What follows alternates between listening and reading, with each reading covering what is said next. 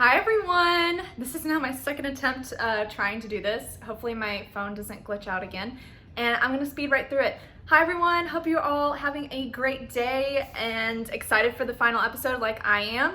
I'm just gonna go ahead and start jumping into the questions so that we can get the ball rolling. What was it like to film this series as fans, and what are the feelings now? This is from Mar Bustamante 01, and I apologize ahead of time if I mispronounce your names or your handles. It's always fun being able to film something and feel like you're part of something bigger than what you could do on your own. That's generally the feeling that I get whenever I get to work on any set, because it's a collaborative piece and you're not just putting forward what your vision is, but you're using everyone else's talent to collaborate and make something great for other people to enjoy. At the time, I don't think I appreciated it quite as much as I do now, because we were really much focused on keeping the energy to finish and just to get it done with. Towards the end especially, I think now being able to look back on it, it's being able to see what a privilege it is to be able to do something that has so many fans surrounding it and who love it as much as you guys do. And to be able to do it as a fan, someone who already knew the content going into this, it's really cool being able to take the vision that you had in your own head and being able to put out that for other people to enjoy. It's a little nerve-wracking because you hope that you get it right, but at the same time, it's really exciting to do something that you've dreamed of. Yeah, in a way. Now my feelings are a bit nostalgic, but also being able to see a version of myself that probably no longer exists in a good way. It's like seeing a time capsule of what you were capable of doing back then and being able to see how far you've come, but also seeing the person that you were. It's really cool. It's a good chance for me to see the growth, as well as close a chapter of my life that no longer exists, I feel like, and being able to move forward and to pursue other things. I think it's a really healthy thing. It used to scare me, the idea of being able to say goodbye, but as I've gotten older, I think it's such a necessary thing for you to be able to continue to grow into the person that you want to become. And I think that this is such a healthy and necessary experience for me, and I hope that you all get to kind of say goodbye to like this the same way that I can, with such fond memories. I'm sure some of you guys have memories of who you were when you first started watching this series, and it's crazy to think that it's been such a long time, such a long drum roll leading up to this. So I hope you guys enjoy it. Raising Shadow Angel wants to know what my favorite episode to film was. There's a few different answers for that, because I came to the show as a director, as a fan, as an actor, and have memories from behind the scenes. So I would say my favorite to direct for the whole episode would probably be The Sword and Spirit, and that's also my favorite as a fan too, because you get to see the things that we had wanted to pursue for this season from the beginning come to life, like Rose and Dimitri playing into each other's emotions and being able to play out like what they actually feel and being honest for a moment. That was really cool, and doing it through a fight scene was fun. Being able to work with Ty and Chase for the first time, that was our Eddie and our Adrian. Also being able to see Adrian and Rose, and then Adrian and Lissa interact for the first time, that was so exciting as someone who is a fan of the book series, watching that play out in front of me, literally, like either while I was acting in the scene or while I was directing. And also, and this was so hard for me to film because I really love Mason, and just seeing the unrequited love that he has for Rose and watching his heart break literally in front of me. I don't know if I've told you guys this before, but as I was filming that scene, my hands started shaking and I tried so hard to keep the camera steady till I finally said, "Cut!" And JD looks at me, our Mason, he looks at me, he's like, "Are you okay?" And I'm like, I'm just emotional right now. And Justin, who was helping behind the scenes, kind of looked at me like I was crazy, but you know, when you're a fan of this and you know how hard like some of these emotions are for these characters and what's gonna happen and everything, it's just hard sometimes to watch it play out in front of you. So I was like getting teary-eyed doing that. My favorite scene period to direct would probably be in this episode. And honestly, I didn't do too much as a director. I just tried to stay out of Jen's way and keep everyone else out of her way so that she could bring forth the best performance that she could for this very emotional scene. Sorry, I'm teasing a lot. I'm not gonna give any more details other than that it really felt like a privilege in that moment being able to direct, because watching her go through and process the emotions before we even called action and just zoning in and tapping into what this character is experiencing in this moment. It was really cool to be able to watch that play out in front of me before we called action. So I would say that was one of my favorites. My favorite as far as acting goes would probably be The Thing That You Love Most, because I felt like a princess for the first time. Being able to dress up is actually my sister's homecoming dress, so it was nice feeling like a princess for once. By the way, if anyone's interested in buying that dress, I think my sister's still selling it, so if you want Lissa Dragomir's New Year's Eve ball dress, leave a comment and we can maybe work something out. The other reason it's my favorite is because we get to see Lissa be the comforting friend and consoling person to Rose for the first time. Usually it's the other way around, that Rose is, you know, having to protect Lissa and console and comfort her because she's going through so much with all of her emotions with learning how to develop her new magic. It was nice to finally see the flip side of that friendship and to show how Lissa reciprocates her friendship to such an awesome friend that looks after her so well. So that was fun. I would say for behind the scenes, my favorite scene that I got to film was probably the Rose and Mason fight scene from the first episode of this season. The reason that was my favorite was because it was the very first thing that we were shooting. I learned so much in that moment, being forced behind the camera and being forced to direct all of a sudden, and we just had so much fun. It was really chill in that first few times that we filmed because we hadn't hit the stressful parts towards the end of needing to get it done and finish it up. Yeah, it was just so much fun being able to goof off behind set or behind the camera and with the other actors every now and then.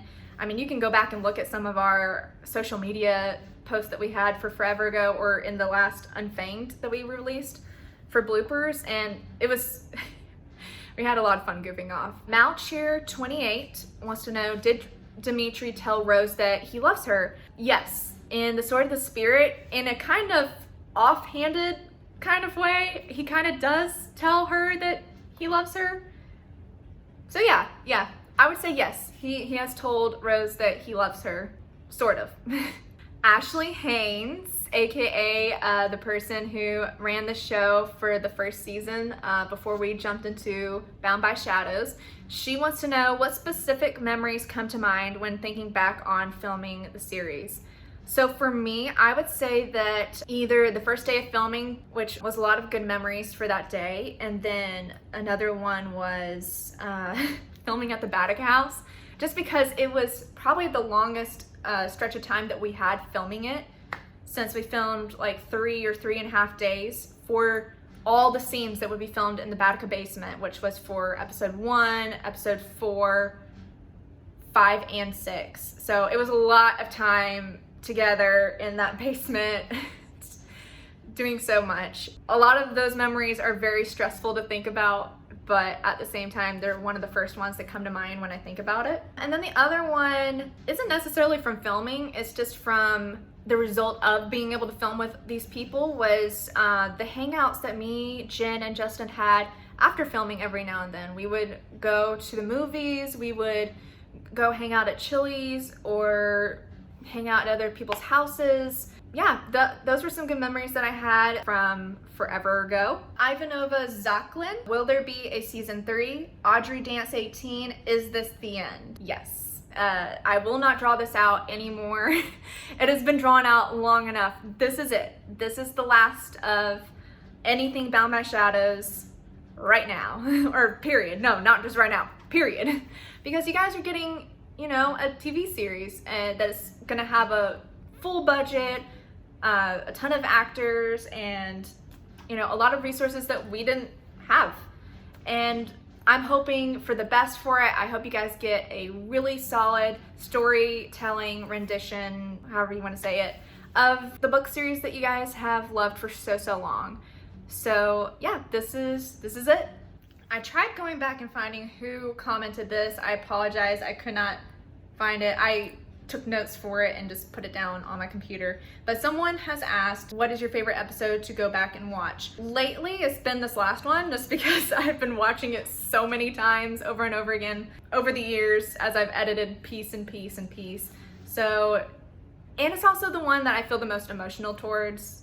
Just going back and watching it, I swear I get teary-eyed watching one particular scene every time. Again, I apologize for the pronunciations of these names. Marvan Wagtendonk. Marvan Wagtendonk. He or she wants to know, do we still keep in touch? Not as much as we used to.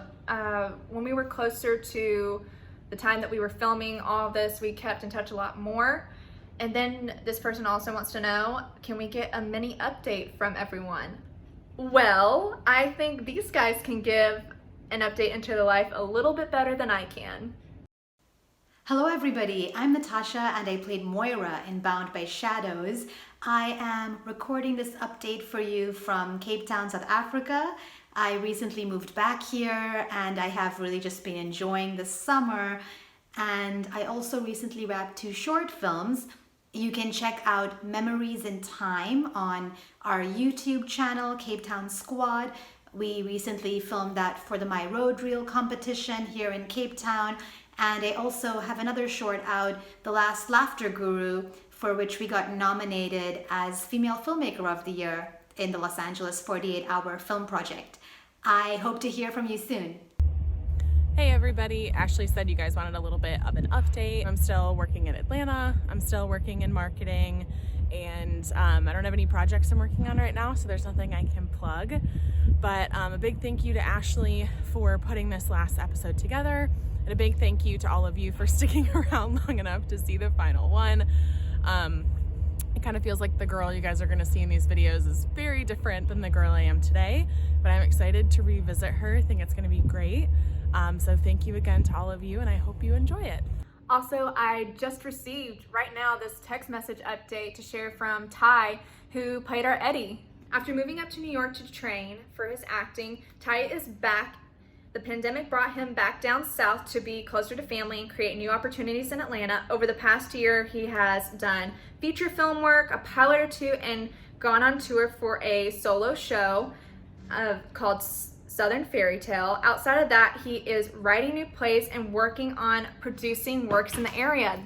That's so cool. It's so cool seeing how everyone has grown since, you know, years of being together and just what everyone's doing. Everyone else was, you know, enjoying time with their family and weren't able to submit something in time. So just a little bit of what I've been able to see from their social media accounts and see what they've been up to. Let's see, JD has been working hard in the theater world and just getting all kinds of roles. Charles, he's also, it looks like, still working in theater and film stuff. So I'm excited to see what kind of work comes out of all this hustling. Justin just recently had a Lifetime movie that premiered last night with Reba McEntire and Candace King, which is so cool to see all his hard work coming together. Travis, our original Dimitri, he has been in quite a few things. You can see him in the first season of Cobra Kai. You can also see him most recently in a special episode for SEALs, which is, I believe, on Fox, and he plays a young version of David Boreanaz, who is the main character of the show. Katie Mahan, who was one of our Dead Baticas, she is, I believe, still working for Georgia Public Broadcasting, killing it there. Marissa, who was another one of our Dead Baticas, I think that she is now working in producing teams on different films. Chase. Chase, who most recently you will have seen him behind the scenes making all the sassy comments for the Unfanged bloopers. He also has an appearance in this episode as a particular character. I'm not gonna say who. He's just in it. He has been killing it, working on tons of films and TV shows as gaffer, which is a main person in the lighting department. He also, not too long ago, had his first kid and got married to one of my friends, Ethel, who also worked a ton behind the scenes and helped me with recruiting all the people that I needed to make this to begin with. So it's just really cool seeing how they've grown and watching their relationship develop over years. Now for everyone else, I'm not quite sure where they are in life or what's happening for them, but I can tell you I'm very positive that they are exceeding in whatever they put their minds to, because they are all hardworking people and very, very smart and very talented. So I'm excited to see, hopefully in the future, you know, some of their work that comes out and what they've been up to. As for myself, I have recently moved to Florida and am working at a big church called Christ Fellowship, and have been really busy lately working on Christmas videos for our big Christmas production, and I think we're live streaming the service for the 24th. I highly recommend, if you don't have somewhere to live stream a service, or if you want to see some of the work that I've been able to do recently, for you guys to check that out. I actually make an appearance in one of the videos, so you can see me act again in something. I did a lot of behind the scenes work for most of these videos though. I'm also hoping to start my own YouTube channel sometime soon. I have some friends that I've met here who are really into gaming, and hopefully I can get a gaming series going and maybe do some book reviews. There's a lot of literature books that I enjoy and YA books that I've been reading recently that I'd love to talk to you guys about. If you're interested in that, be on the lookout for it. Also working on a YA novel series of my own, which is another reason I need to finish this up so that I have more free time to dedicate to that, and hopefully it comes out you know, maybe years down the line, just like this. I don't know. But yeah, that's what I've been up to. Let's just wrap it all up with some important things that you guys need to know. Turn on your bell notifications and subscribe to the YouTube channel so that you guys know when things are about to drop for the last episode. We're gonna have a quick little video announcing the premiere link going live, so that way you get 2 notifications, just in case you miss one of them, of when the link goes live for you guys to run over to. The episode premieres at 10 p.m. Eastern Standard Time, and we're going to open it up a little bit earlier so that you guys can hop into the chat and start interacting with each other, grab some popcorn, jump into your PJs or whatever. We are inviting all of our cast and crew from the season to jump into the chat if they want to interact with you guys. I'm not making any promises because I really want them to enjoy time with their friends and family and enjoy their time off for the holiday season. So obviously it is up to them if they want to join, and they are more than welcome to. We'd love to be able to interact with them again. If you were unable to go back and watch everything leading up to this episode, don't worry. We're gonna have about a 5-minute recap at the beginning of the episode so that you guys can, you know, get a refresh of everything that has happened so far and that is leading into this episode. And for that recap, we're going to have a nice little tribute to the show that the episode is named after, which, if you don't know, There Will Be Blood is named after an episode from Supernatural. So we're gonna have a little bit of a tribute to that show by using a particular song that I felt kind of went along with what all these characters are going through, as well as the end of the road for the series. And make sure that you stick around after the episode. There is a nice little time capsule video that me and Jen filmed together years ago for you all, and you don't want to miss that. And that's just about everything. The only thing that is left to do is to say goodbye, which is hard, but like I said, it's necessary, and I think it's a very healthy thing for us to do every now and then. I know that lots of different languages and different countries are represented in our fandom, and as much as I wish that we had the budget to dub in all the languages that you guys speak natively so that you guys can enjoy it even more, we just didn't have the budget for it.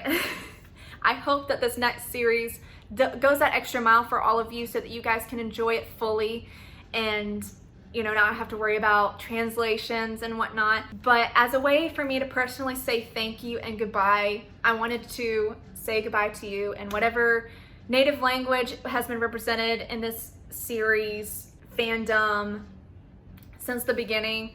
I apologize ahead of time for several things. One, if I leave out your language, I swear it's not intentional or on purpose. This is just the ones that I've noticed in the comments over time or have interacted with every now and then with you know, a particular fan. And another thing, I apologize if I say it incorrectly.